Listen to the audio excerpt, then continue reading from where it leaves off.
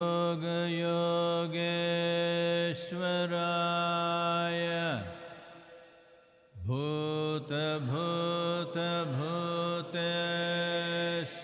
Bhuteshwaraya Kala Kala Kaleshwaraya Shiva Shiva Sarveshwaraya Shambho Shambho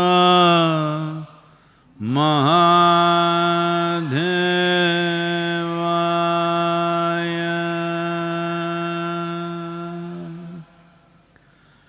Yoga Yoga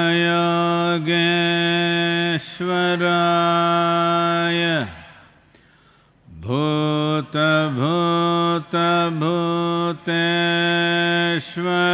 Bhuteshwaraya Kala Kala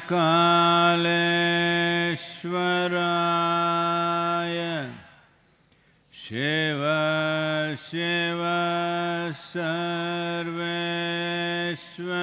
Sarveshwaraya Shambho Shambho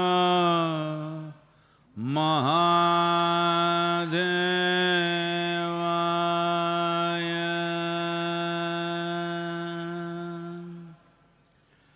Yoga Yoga Yogeshwaraya Bhuta Bhuta Bhuteshwaraya Kala Kala Kaleshwaraya Shiva Shiva Sarveshwaraya Shambho Shambho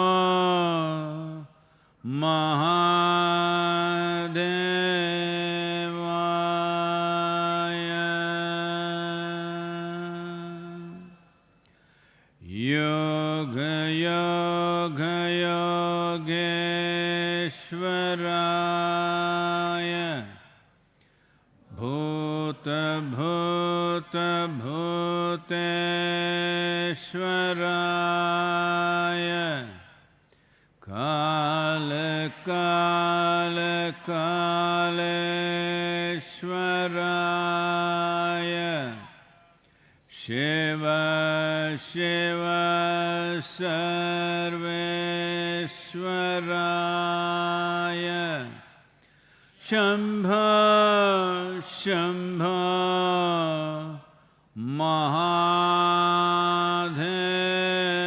Mahadevaya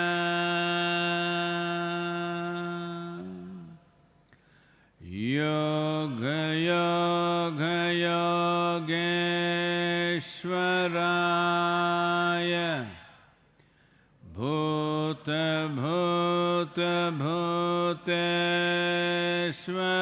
Bhuteshwaraya Kala Kala Kaleshwaraya Shiva Shiva Sarveshwaraya Shambho Shambho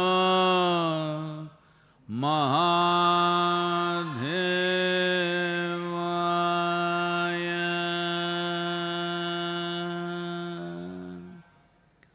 Yoga Yoga Yogeshwaraya Bhuta Bhuta Bhuteshwaraya Kala Kala Kaleshwaraya Shiva Shiva Sarveshwaraya Shambho Shambho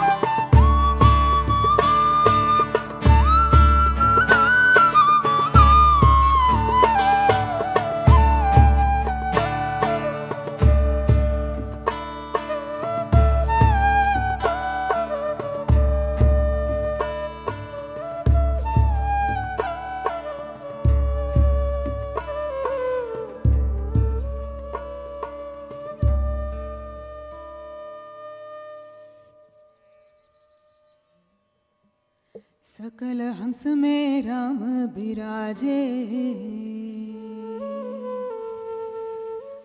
सकल हंस में राम बिराजे।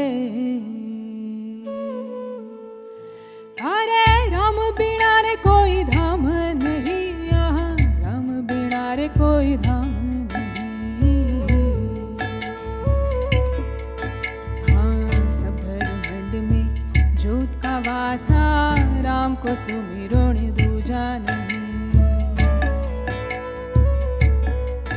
हाँ सब ब्रह्मांड में ज्योत का वासा, राम को सुमिरो ने दूजा नहीं। हाँ तीन गुण पर तेज हमारा,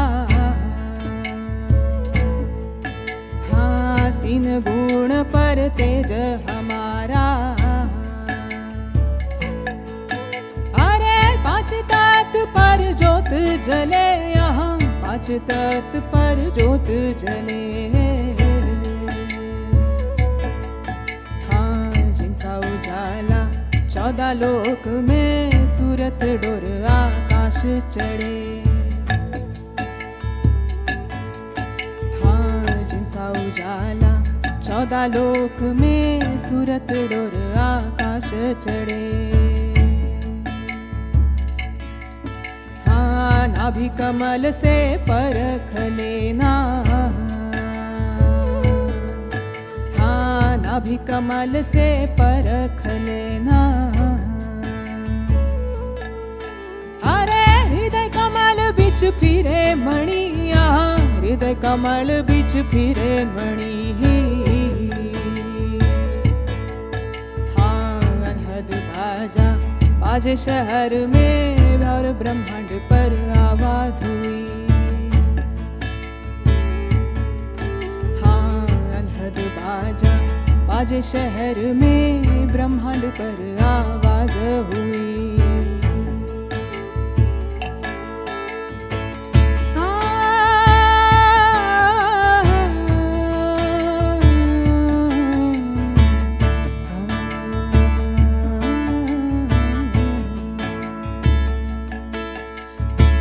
हीरा जो मोती लाल जवाहरत, अरे प्रेम पढ़ा रथ पर खो यही, यहाँ प्रेम पढ़ा रथ पर खो यही। साच मोती सुमर लेना, राम धन से मारी डोर लगी। साच मोती सुमर लेना, राम धन से मारी डोर लगी। साच मोती सुमर लेना, राम धन से मारी डोर लगी।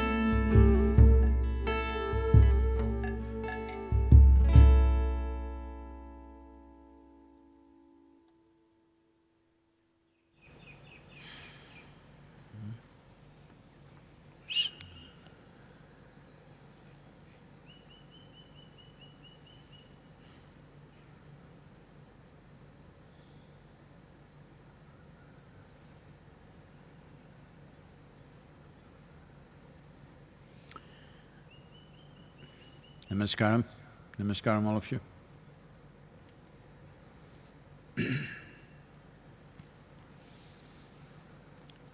Well, the virus continues to spread and also continues to reveal newer aspects of what it can do.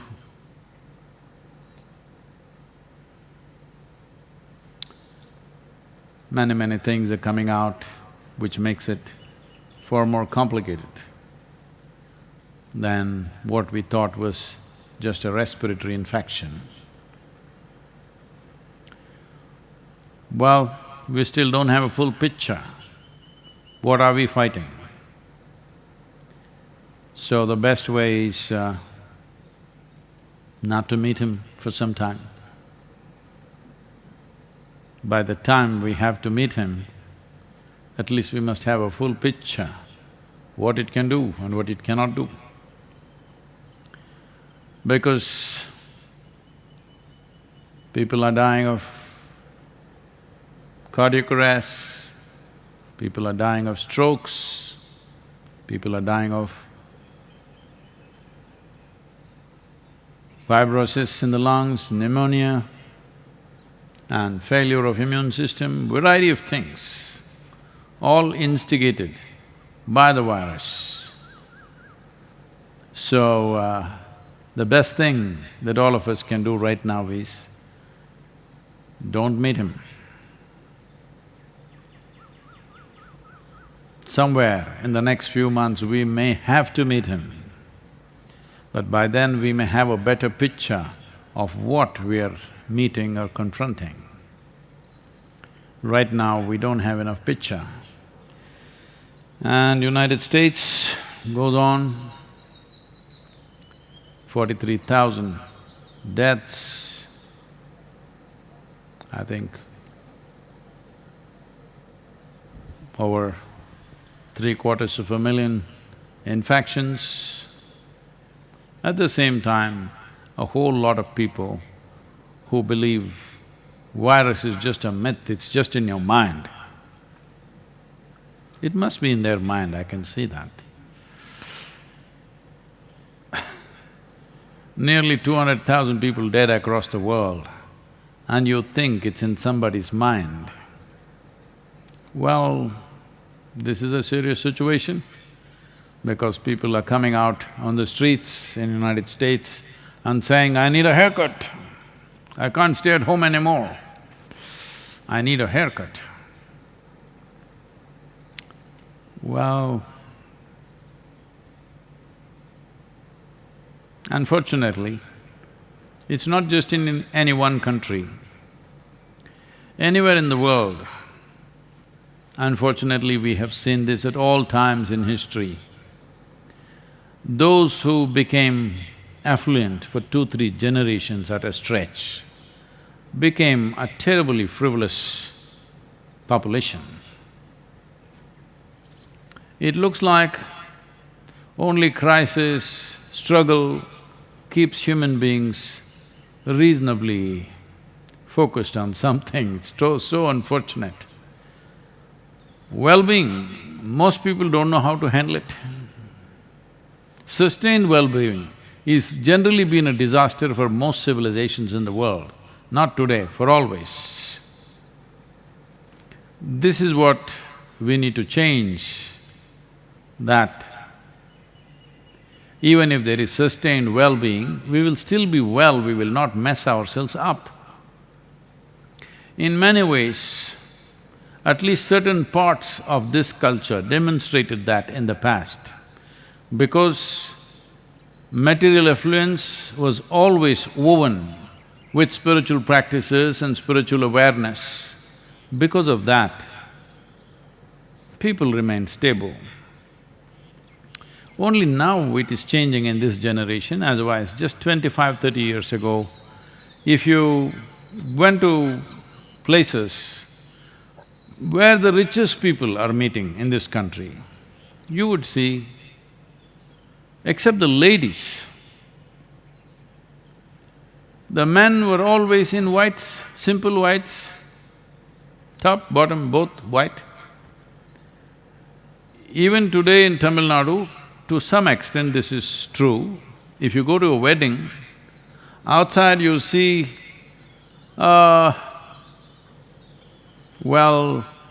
Bentleys, Mercedeses and BMWs all parked. And of course, there are a lot of two-wheelers and TVS moped, of course. If you go inside, at least the men's segment, you can't make out who came by Bentley, who came by TVS moped, because both will be dressed the same way. You cannot make out. Ladies, by the weight of jewelry they're carrying on their neck, you can make out, maybe this is a rich person, this is a poor person. But among the men, you just can't make out because everybody is in whites, the same starched white shirt and white dhoti. Because being wealthy is one thing,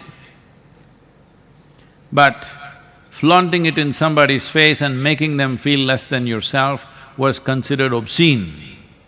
Never anybody spoke about wealth when they meet. But these days, things are changing rapidly everywhere in the world and also in India. But for long periods of time, generations of people maintained enormous wealth, but still because of their spiritual awareness, wealth did not distort them. This is very important because never before were we able to create wealth for as many people as it's possible today. In the past, the wealthy were very small number. Today, the number of people who can afford many things, the number has increased. Well, still unfortunately a lot of people are left out of it, that's a different matter, but still, more people have access to more money and more wealth and more aspects of life than ever before in the history of humanity.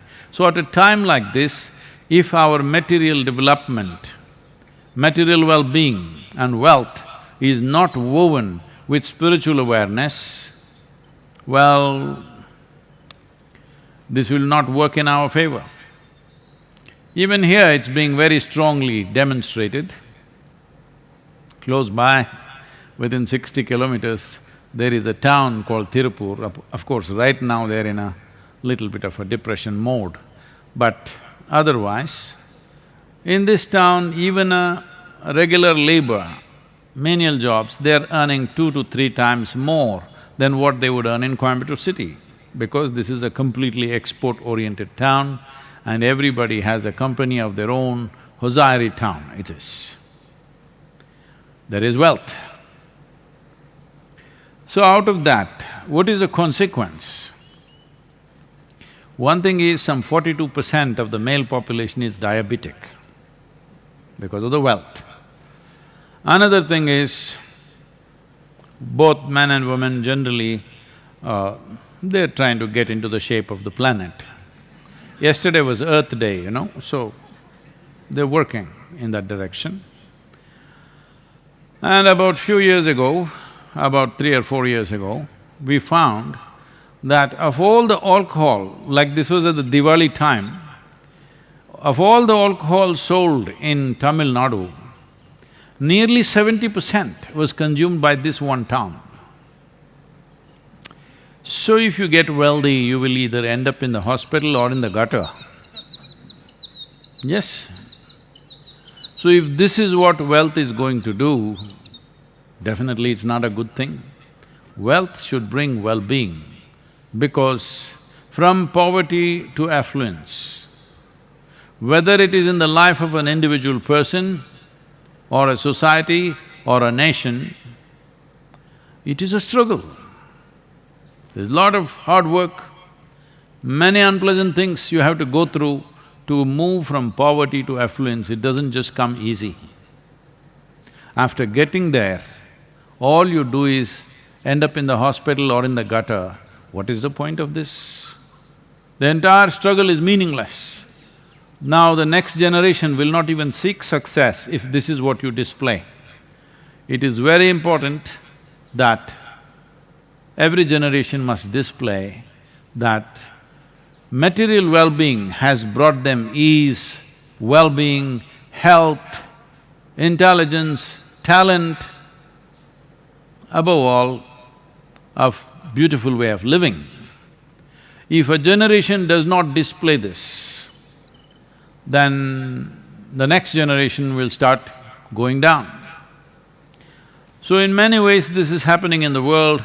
I think as in the last century, in the last 100 years, anything good or bad, the lead usually taken by United States of America. So, United States of America, the younger generation is displaying how all of us can be lost in a bottle or in a pill. People are dying, even now people are dying of overdoses and things like this. And one of the most ordered things in this e-commerce is supposed to be all legalized drugs and intoxicants. Well, here we are fighting to see that people don't starve to death. But now they're coming out, protesting, hundreds of them coming out, protesting on the streets. Who are you to ask us to stay home? Government has no power. We will exercise our First Amendment and Second Amendment, that we will do what we want to do. There are higher powers who will take care of us. We don't need doctors, we don't need scientists, all rubbish, this virus. There is a higher power which will take care of us, and we want to have a haircut.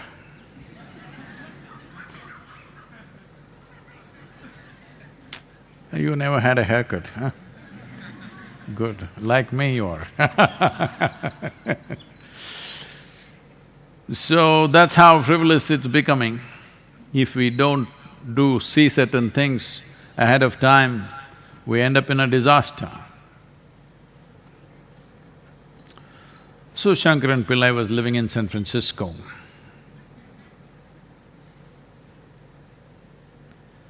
And his friend looked at a boat which was all smashed up and asked, "Isn't this your uncle's boat?" Said, "Yeah, it was my uncle's boat." "What happened? What happened to your uncle?" Then Shankaran Pillai asked, "You know, when you're approaching the Golden Gate Bridge, have you seen that big rock?" Said, "Yeah, I've seen that." Well, he didn't see it.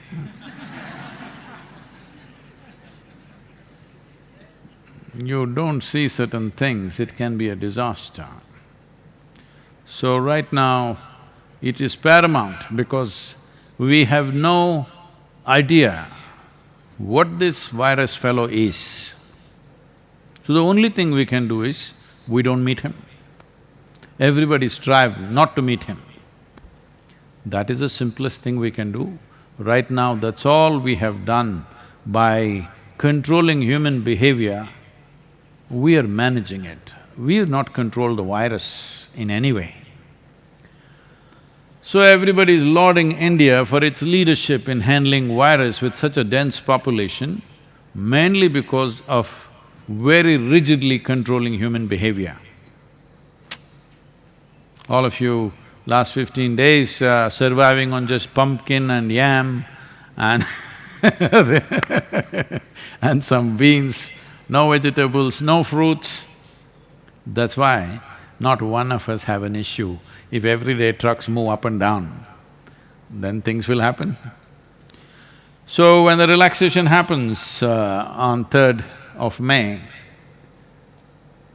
the good news is it's going to be partial relaxation. I don't think we can afford to completely relax. Relaxation will be partial both geographically and also in terms of activity. Some things will be relaxed, some things will not be relaxed. And some parts of the country will be relaxed, some parts of the country will not be relaxed. All those areas which have been marked as red zones right now, I don't think they can afford to relax that. If they relax that, they will give it to all of us. So here also, there are some people who are managed by from some other place. Those people are going berserk, attacking the doctors, attacking the police. As all of you know, new ordinance has been brought in to deal with that, but still it's happening.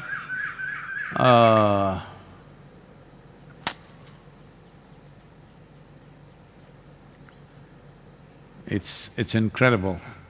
In 21st century, where most people have at least gone till maybe 5th standard, and most other people have at least gone to 10th standard, who know some basics of some kind of science in their head. At a time like this, when nearly 200,000 people fall dead in strange ways, still you can't convince the idiots that there is a genuine problem.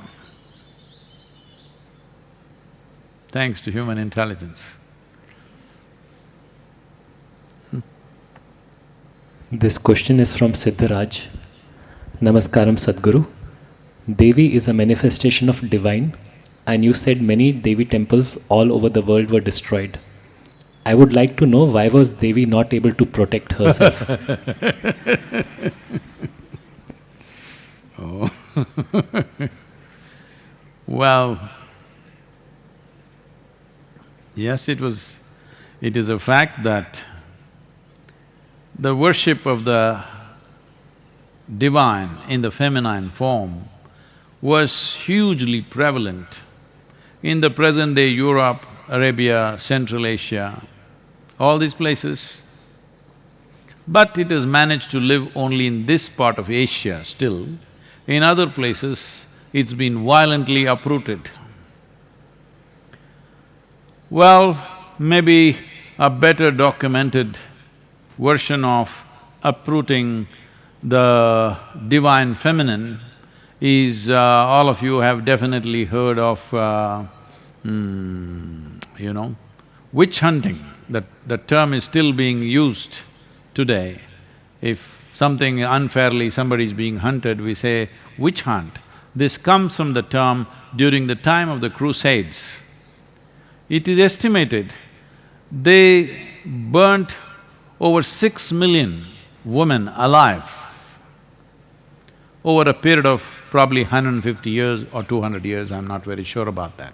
But over a period of time, those crusade period, when somebody was very ambitiously spreading their religion, this is what happened. These women who were burnt like this, and many were simply burnt for various other reasons, but it was all just label somebody a witch, that's it, people will burn them down. Even today this practice is still there, unfortunately here and there. So who is a witch? In some way, when a woman displays, she's capable of doing something or knowing something beyond childbearing and cooking. She's a witch. Yes, that's how it was. So generally, the Devi temples always spawned women who are capable of other things. Right now we are breeding a new culture of Bairaginis and Devi sadhakas. The idea is to not just have red devils walking around in the ashram.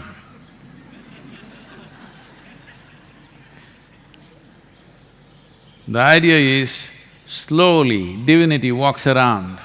They may take their time, but gradually to produce what you considered as divine, which you enshrine, must live with legs. So, the divine feminine has been uprooted simply because the Abrahamic way of religious process is purely male-oriented, it's completely masculine. There is no room for feminine to be anywhere there. It's God and His Son, it's God and His messengers, all male messengers, never female, because they're not reliable. They may say something else, because they may know something else, that's the problem. So, because of this, in Arabia, in Europe, in Central Asia, a lot of destruction happened. But there is not a single village in entire India without a Devi temple. And when I went to Somnath temple, it was destroyed 17 times over by a certain kind of warlord from Afghanistan. 17 times he makes this trip, which is over probably 1500 kilometers. He makes this trip just to destroy this temple.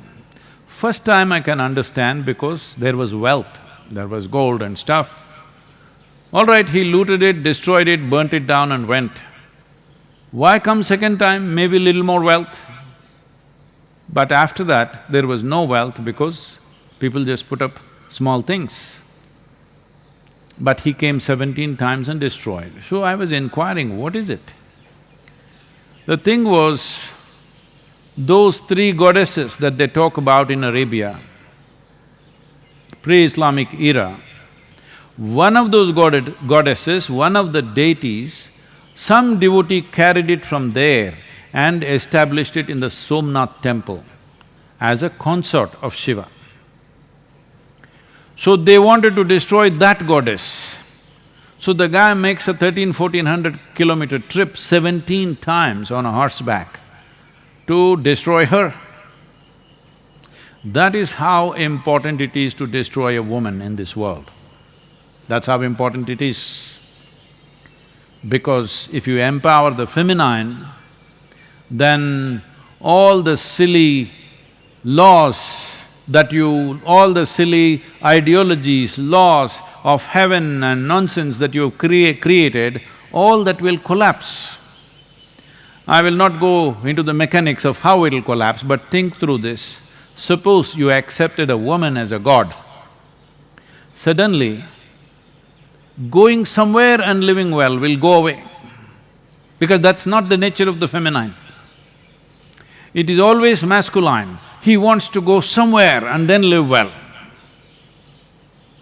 At least to another place in this country, or another continent in this planet, or another galaxy, or another dimension called heaven, paradise, whatever you want to call it. This is a man's thing, he wants to go somewhere and then live well. He can't live well here, this is his problem. This is a huge masculine problem, that he cannot live well here. If you look at the male and female, you will see the feminine always wants to settle down, wherever little comfort, settle down and live well. Man wants to climb the mountain and settle down on the other side. This side of the mountain is not okay for him.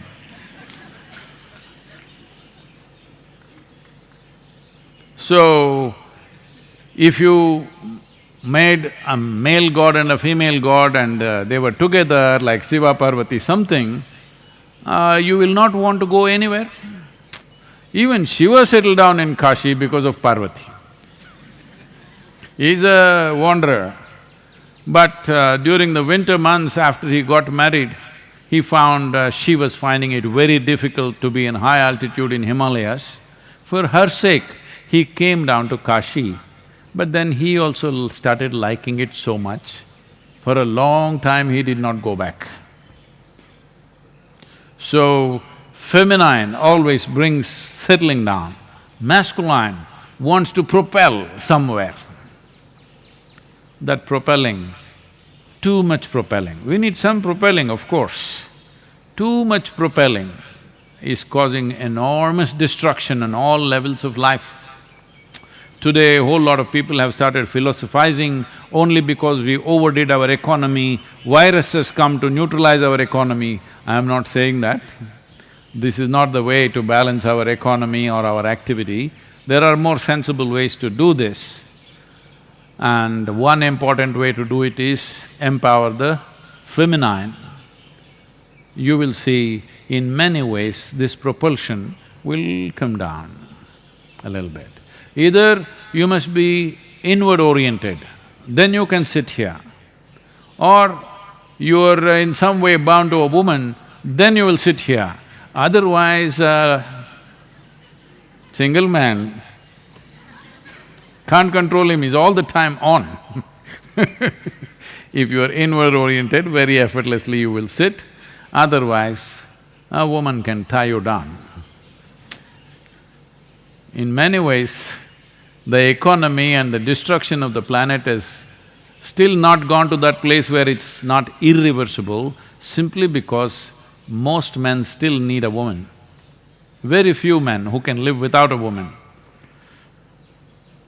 They are either ascetics, so no problem, or they are super ambitious tyrants, they are a problem. Yes. So, has Devi been destroyed? Well, I'm telling you, she's all over this country, in every village. There may be no temple for a male god in a village, but always there is a temple for a Devi. No Tamil Nadu village is without Mariamman. No Karnataka village is without Mari. Here, there she is Mari, here she is Mariamman, somewhere else she is Kali. She is good at taking on lots of names. So, why couldn't she take care of herself? This is the nature of a woman, that if it's getting too ugly, she won't be there. She will go and settle where it's conducive. That's exactly what she's done. We must take care of her.